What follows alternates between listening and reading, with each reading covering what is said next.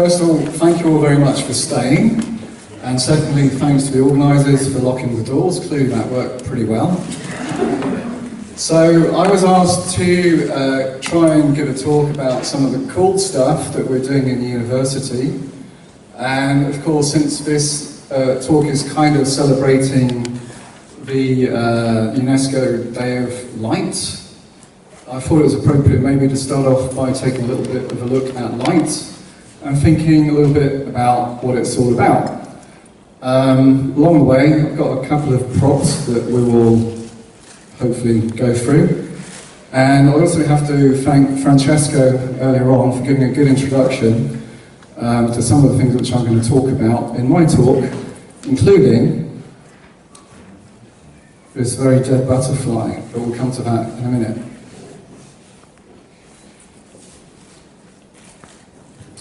Okay, so let's start off with a few really obvious questions. Why is sunlight white? Anybody want to offer any answers? Sun is transmitting light in a wide range of optical frequencies. Perfect. Exactly that. So, if you go out on a rainy day, you can see a rainbow. And a rainbow is basically just proof that light is made up of very, very many different colours. And a rainbow has got the useful property of separating them all out again for you.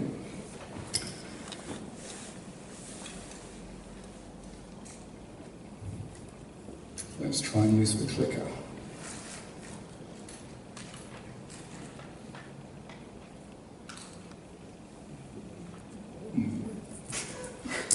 Okay.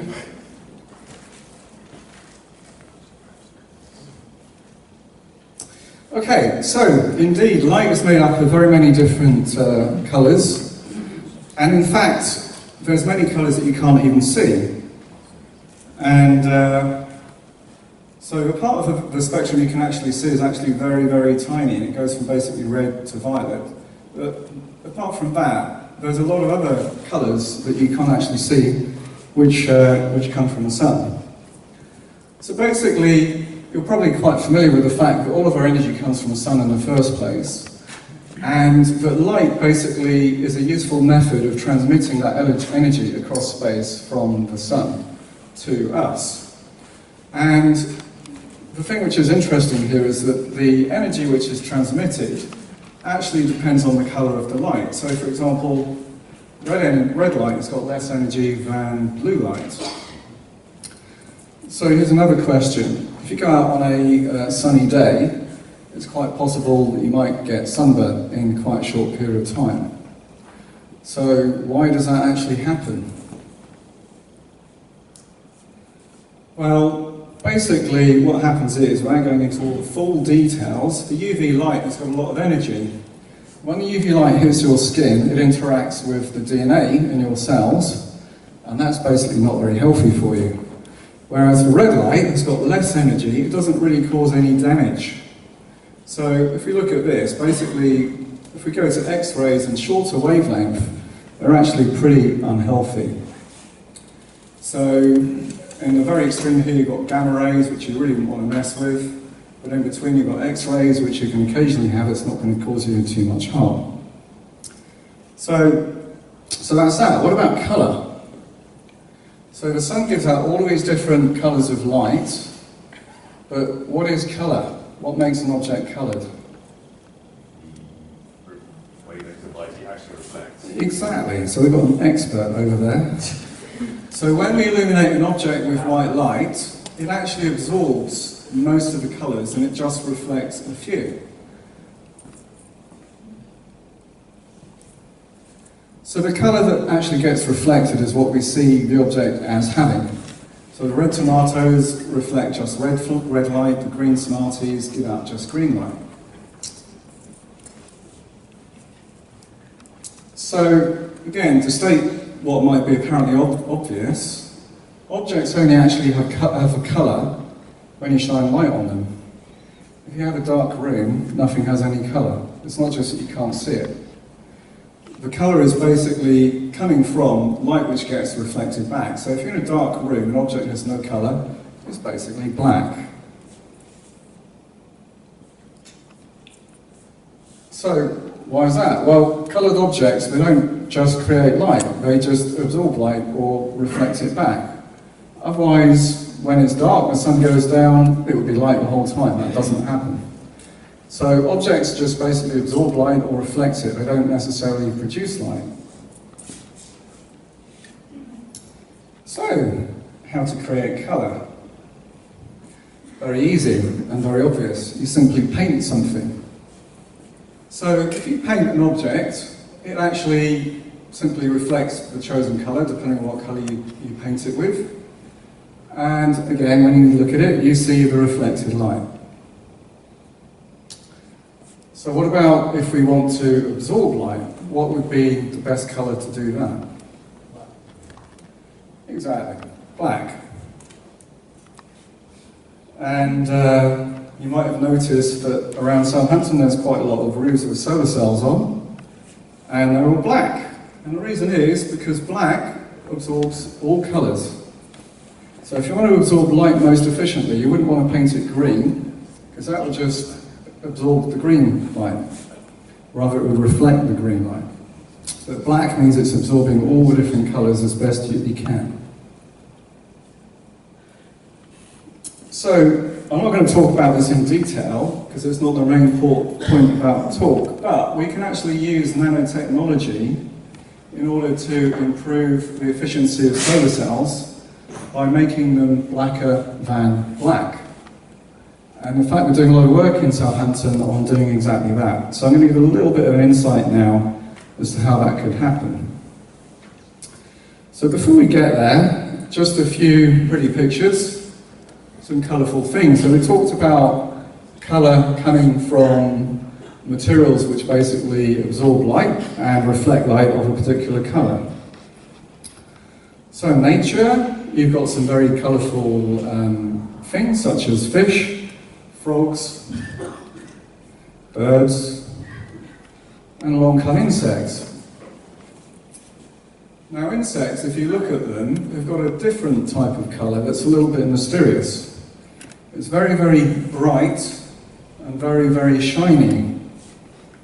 And that's kind of a bit weird. Also, there are some gemstones which do the same thing.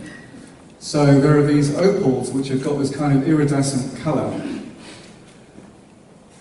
So there's something in common between these two things on this here slide. And Francesco kind of alluded to it earlier. And that is the fact that actually nature has come up with completely ingenious ways of producing colour that humans are still finding quite difficult to do and copy.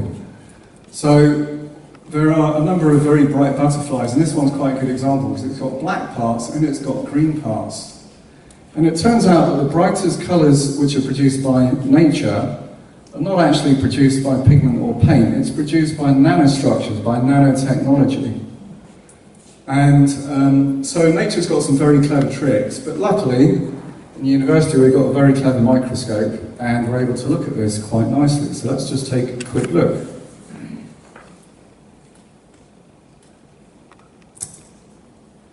So if we use something which is actually much more powerful even than an electron microscope to look at the wings of the butterfly, starting off with the black bits, you can see that black is looking black. This is a real picture. You can see that it's got these kind of filaments to it. And you can see this kind of structure in the middle here. So if we zoom in a little bit more, we can start to see some weird stuff. And you can see that actually the black wings of the butterfly mostly are made out of holes. There's not very much material there. In fact, virtually nothing. That makes them very light. That's a good thing. But you can see that there's very, very fine filaments bridging these gaps, and these filaments are very, very tiny. They've got the property of basically throwing the light in all directions, so when light hits them, it bounces around and it bounces in the wrong direction. So you don't see any light reflected back towards your eye. If you don't see any light coming back to your eye, an object is invisible or it looks black. So that's a trick that the butterfly uses in order to get black wings.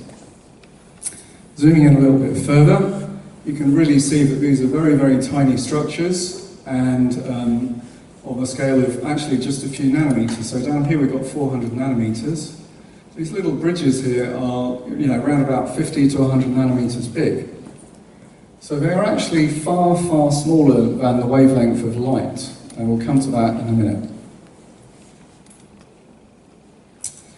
So what about the green bits then? Because we've looked at the black bits, what do the green parts look like? Again, at relatively low magnification, it looks like this, fairly boring perhaps. But if we zoom in even further, we see that it's got this kind of regular pattern to it, and that there is holes in there, and they're quite regularly spaced. And again, if you look at the length scale, they're roughly about 500 nanometers, and that's about the same wavelength or the same size as a green wavelength of light. So green light has got a wavelength of 500 nanometers. And so these little structures here that nature has produced are about 500 nanometers from one to the next, and that gives it its green colour.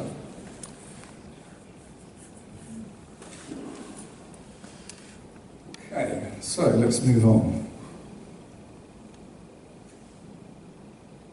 So that's the top part of the butterfly wing. Actually, it turns out that underneath it, there's another layer which is even more clever. And if you peel it back and look at what's underneath, it's also got a very complicated nanostructure.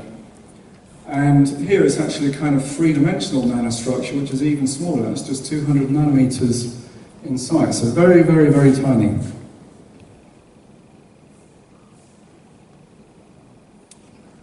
So what we want to do, what we do in university, is we try to steal some of the tricks that nature has used and try to use them to make some electronic devices a bit more efficient. And a good example of that is the solar cell. So let's just take another quick look at this butterfly. We've already seen that picture. In my lab in university, I've got a special piece of equipment which I can use to measure colour very accurately. So on this graph here, this is basically colour, and this is angle.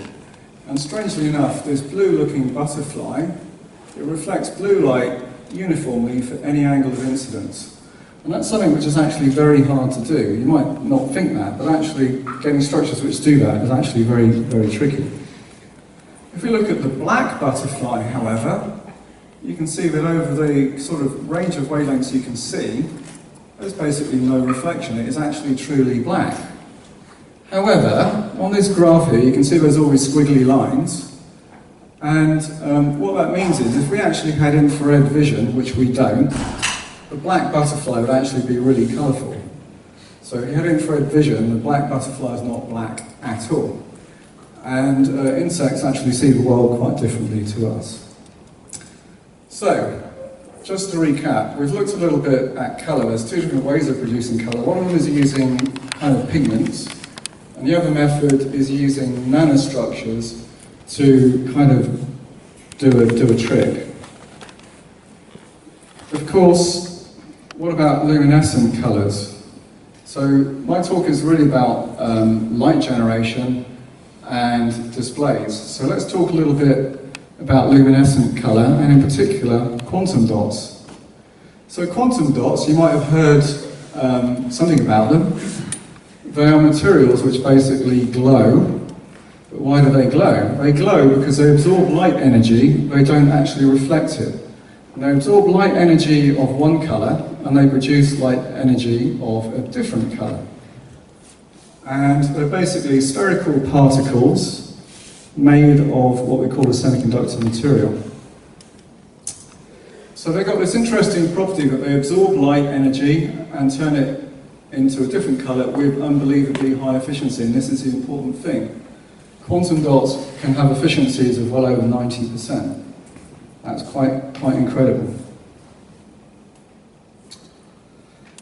So, how do these things work? It turns out that the colour that you get from the quantum dots actually depends on the size that you have. So quantum dots are very, very tiny things on a scale of 1 to about 10 nanometers. And depending on the size of the quantum dots, it will give out light of a different colour. So the very, very small ones gives out blue light, because blue light has got the smallest wavelength, and the bigger ones give out red light, because red light has got the larger wavelength. So I'm going to try and do a little stunt here, so bear with me for a second.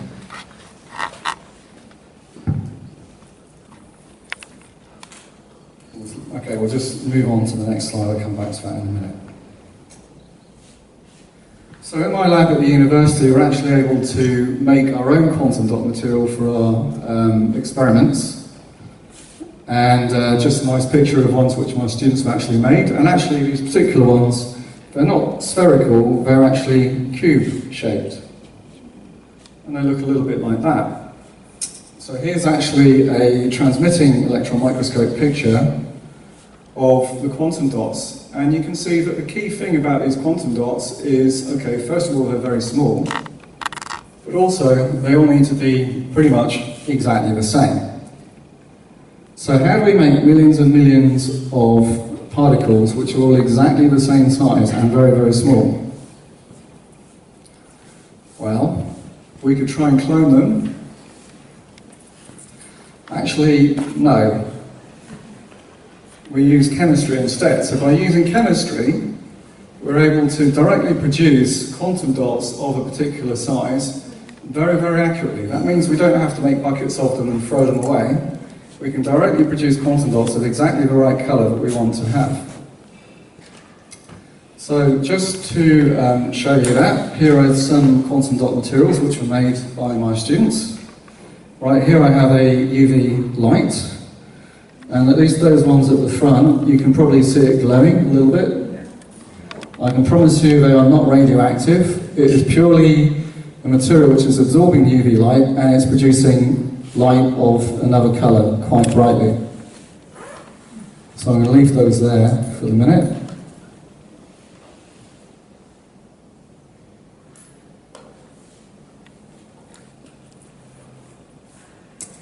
So what about size then? We talked about the very small things. Just to put that in perspective, a few familiar objects that you see. So an ant is roughly a couple of millimeters in size. No big deal there. A human hair is roughly about 0.1 millimeters in size. But a nanometer, or these nanoparticles that we're talking about, are 10 to 100 nanometers in size. They are roughly 10,000 or 1,000 to 10,000 times smaller than a human hair. That's very, very small, and it's equivalent to about the same size as a DNA molecule. And actually, it's about 10 to 100 times the size of an atom.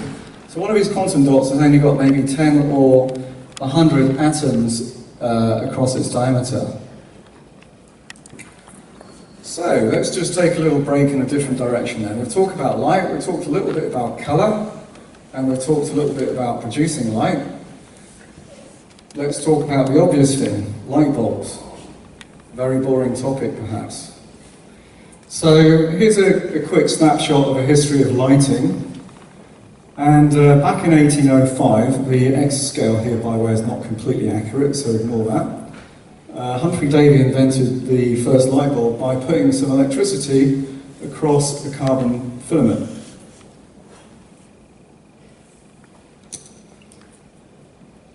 Edison came along in about 1875 and improved that a little bit by putting the filament inside a glass element and taking out the air. That made the thing last a lot longer. And that basically produced what we consider to be the first real light bulb. Now, here's the thing, if you look at the x-axis, the y-axis of this graph, this is actually the efficiency. So the very first light bulbs are roughly less than 1% efficient, maybe 0.8%. So this one here made a jump to maybe about 2 to 3% efficiency. Pretty lousy. People then started engineering them a little bit, putting them in nice shapes, and the incandescent light bulb came along with an efficiency of around about 5%, still pretty lousy. But what you might notice here is that on this graph, between about 1900 and pretty much the present day, about 1990 or thereabouts, the efficiency of these has not changed at all. They've been pretty lousy over that whole period of time. They come in different shapes and sizes, but there's been no particular interest in improving those things over that long time. Until these things came along. These are fluorescent light bulbs, which work in a different way, and the efficiency of those jumped to about 20 to 30%. And, you know, around about 99, people started wrapping them up into a little coil, and, you know, but it's the same thing at the end of the day. And more recently, if you go to the supermarket, you can buy yourself an LED light bulb now. And those things actually are improving efficiency at quite a high rate of knots. And even back in about 2010, they're at the same efficiency as these fluorescent light bulbs. And nowadays, they're actually quite a lot better than that. So, this is roughly, let's call it 100 years worth, well, 150 years worth of scientific effort has got us to that. And now what are we doing? So if you buy an LED light bulb now, our fancy LED light bulbs are ending up looking like this. So we've gone full circle. We've gone to super efficient LEDs and gone back to making them look like this thing from around about 1900. That's progress for you. But they look very pretty, that's the main thing. So here's another thing, a quick fun fact. If you look at the planet at night, it looks like this. And it looks like this because all of the light which is being burnt in our light bulbs, a lot of it's going into space. And actually, it turns out that roughly about 20% of the total global energy production is being used to burn light bulbs. So if you want to do the planet a favour, please turn off the lights at night when you don't need them, because that's what you see. So it's not a particularly good way of using electricity. So apart from light bulbs, where else do we find LED lights as being used? Well, I'm pretty sure that you've all got these objects in your houses. LCD TVs, laptop screens, mobile phones. The mobile phone picture's gone on holiday, someone's stolen it, but it was there. All of these are actually using LEDs as well. And if you think about the number of TVs on the planet, there's a huge number of them. And the amount of electricity which is being burnt in TVs, mobile phones, is pretty huge. So very quickly, let's just take a quick look at how these things work. At the back of your screen, you've got a kind of a circuit board which has got lots of LEDs stuck on it. In fact, they could be red, green and blue ones. And the LEDs are illuminating the screen. So the LED's got this funny shape to it. And the funny shape has got the property of throwing the light out actually sideways from the LED and into the kind of plastic light pipe. And then the plastic light pipe throws the light forward, it mixes up the colours, and it illuminates the picture on the front of it. So that actually is a different configuration from what Francesco showed earlier when he was talking about optical fibres. It's basically a flat optical fibre working in a similar way. So that's a TV screen. So what next? You're all very familiar with TV screens, everyday objects. Where is technology going to? So we've heard about maybe virtual reality and augmented reality. What is it all about and why do we need it? Well, okay, let's take a look. So these are the current state of the art for display technologies, your TVs, your smartphone screen. In the background, there's a new type of display which is coming along, looks a bit like this. So people are interested in trying to make information displays which can project information directly onto your glasses so that when you're walking around in the real world, you can kind of interact with your phone. People at the moment take the phone, they look like that all the time, walk into lampposts and things. If you can get the information on your phone, project it onto your screen, onto your glasses, at least the number of people going to A&E might go down a little bit. But that's not really the real point. Anyway, so currently, augmented reality looks a bit like this. Would you really want to go around looking like Robocop? Maybe not. But what about that? Maybe even worse. However, things are improving a little bit. So this is a bit closer to the mark, perhaps, and more the kind of current state of the art. You can get something that looks a bit like a pair of glasses or a pair of sunglasses. And on the side here, it's got a light projection engine, which is producing a picture using a very small amount of electricity and projecting it onto the inside of the glasses. So you can probably get away with that and still kind of survive on the high street. But what about the future? So in the future, things are kind of heading in this kind of direction, where you can have regular glasses and you can project information onto them in a way that might be useful to you. So, you know, things are kind of heading more in this direction, where it's almost seamless. It's still a little bit clunky on the side there. So where do these things also get used? Again, if you get yourself an expensive car these days, they sometimes come with head-up displays.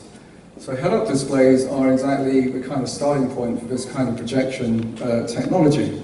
And, you know, they project information about the driving conditions. If someone's about to crash or overtake, it can give you some potentially useful information.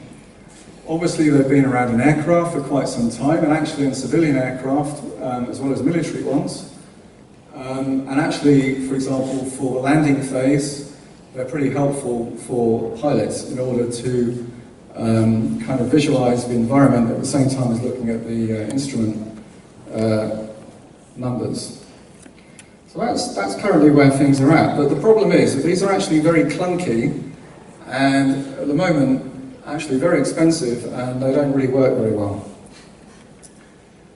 So, let's move on to the real topic then.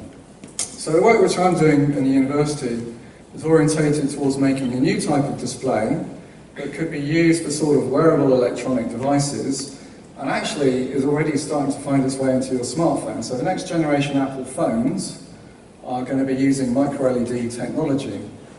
And what this means is that you might be aware that your screen, each little dot on the screen is made of a pixel, and the pixel has got a red, green and a blue component to it. And at the moment, if you want to make an LED display, you've got to take red, green and blue light bulbs, LEDs, stick them down on a very, very tight grid in order to make a display. So if you're making a football stadium display, that's very easy, it's no problem. If you go to the Rose Bowl, there's a big video display, nice halftime show, that's what you're quite familiar with. But people are shrinking it down very, very small now. So this is actually very, very challenging to do. So placing millions and millions of LEDs, so your 4K TV has got a huge number of light bulbs that you would need to put down. If any one of them is broken, you've got a problem, the screen's going to look rubbish. So technologically it's very challenging. It would be much better if it's possible not to have to stick lots of different LEDs down, but make a kind of a big chip which you can divide into different colours. So, let's just take a very quick look in terms of how LEDs work. I'm not going to go into the deep physics about this, but basically LEDs are made up of semiconductor materials grown on top of a sapphire substrate. Sapphire, people think it's very expensive. Previously, you buy it as a gemstone. Actually, now we can buy 6-inch pieces of sapphire for about 20 quid. And that's what we use as a starting point for making these light bulbs. So we put electricity onto our semiconductor device, and it produces photons. And these little photons, they get created quite deep in the LED. And of course, as you've just seen, the blue photons have got a lot of energy. So those are the ones that we prefer to make. So we generally start with a blue LED. However, despite being very energetic, the blue photons which are created in the LED, they have a really tough job of actually getting out of it. They basically get stuck in there. Basically trapped. Locked up inside the LED, you know, they can't get out. So how can we get more light out? Okay. So how can we get more light out? Basically, we can drill lots of holes into the surface of the LED, like we did before, going back to the blue butterfly. And Actually, we can get 50% more of the light out of the LED just by drilling lots of tiny, tiny holes into the surface. So, how do we get the different colours? Well, we could try and change the shape of the photons maybe, but that isn't actually how we do it. What we actually do is we put a phosphor material on top, which basically swallows up the blue photons and turns them into coloured photons. So we take the blue photons in the LED and turn them into coloured photons in order to make a coloured LED. But unfortunately, this is not very efficient, because actually your phosphor material gives out quite a range of colours at the same time, but the phosphor material actually, it kind of suffers quite badly if it gets hot and if it's driven too hard. So the phosphor material, which is actually what you get in your regular LEDs you buy in the shop, actually isn't very efficient at all. So we also want to get more photons to be produced in the first place in the LED as well. So the work which we're doing is orientated towards making super efficient LEDs using quantum dot material.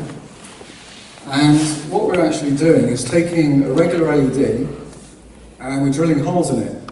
And when we drill holes into the LED, it actually kills the LED and turns it into a non-LED, because then no blue light comes out of it. However, if we fill the holes up with quantum dot material, then it starts to give out light again. And actually it gives out light according to the colour or the size of the quantum dots. And it does it very, very efficiently, because the quantum dots produce light with about 80% or 90% efficiency. So our quantum dot LED is actually already 30% more efficient than the best regular LED. And on top of that, we get 30% more light out of it as well. So we've got the possibility to produce any colour we want, starting off with a blue LED. We can produce a green, red, orange, anything else. So that's quite nice. I think we've already explained all that. Just a nice picture. This is actually an electron microscope picture of an actual device. So switching to the reality now. So these are ones we've actually made. So starting off with a blue LED and putting green quantum dots on top of it, you can see we're getting quite a convincing green colour. And we can get turquoise. And of course, if we start with put red quantum dots on, we can get a red colour. And of course, we're able to choose whichever colour we want to have simply by mixing up a particular arrangement of the quantum dots. So just to put that in perspective, a quick reality check. A regular light bulb you buy in the shops, LED one, has got about 30% efficiency. These ones have got an efficiency of about 70%. And even the white ones that we produce has got an efficiency of about 70%. So that's like more than twice as good. So what about the micro displays? Well, if we can produce any colour we want from blue LED, we can make a display. And we can make a display basically by making a chip. So if we make a chip with many, many LEDs on them, very, very tiny, what we can then do is to use inkjet printing techniques to print different coloured quantum dots on top of these micro LEDs in order to make a kind of full colour display. So we've produced a technology in the university which enables us to do this, to produce displays of large numbers of colours and also super high efficiency at the same time. So let me talk just about one more minute, I'm not sure how much time I've got, about how we put the quantum dots down. So apart from that, how do we actually make these devices? So again, you're probably quite familiar with this thing. It's a printer, quite an old printer, probably in the scrapyard by now. Most people have got laser printers. However, for us, this is pretty useful because we have got effectively the mother of all printers in my lab, and it looks a bit like this. It's a 3D robot whereby we can instantly jet picoliter sized droplets of quantum dots onto a chip. And using this machine, we can basically program it up to precisely spray quantum dot material onto different pixels of our display. So we've put different colours on different ones. And again, a couple of nice pictures. So this is actually an electron microscope picture of the quantum dot material. And you can see it looks a little bit like it's been snowing. It's kind of fluffy material as the quantum dots. And if we get things right, we can either fill up the holes with the quantum dots, or we can arrange it so it just coats the edges of it. And we can even get them to go quite deep into the holes. And so that's pretty cool. So we've got this pretty neat way of putting the quantum dots into the holes which we drill on top of the LED. So, to finish up, what about the displays? So we started to make kind of full area displays in conjunction with some collaborators. And we can kind of make red, green and blue displays.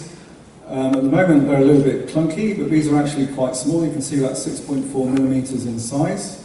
And the size of these pixels at the moment, they're about sort of 100 microns in spacing and about 50 microns in size. So they're about the width of a human hair. And just to show a display kind of doing something, so there's a red one there actually showing some sort of a picture.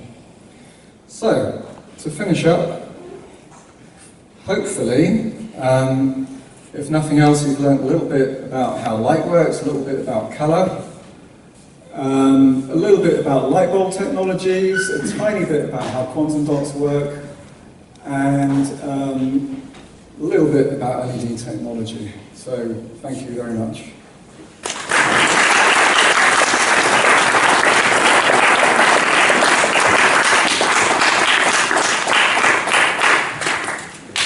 Thank you, Martin, for that talk. Unfortunately, because we need to get out of the gallery before a certain time, we don't have time for questions, but feel free to grab Martin on his way out. I would just like to give another round of applause to all our speakers tonight, so we can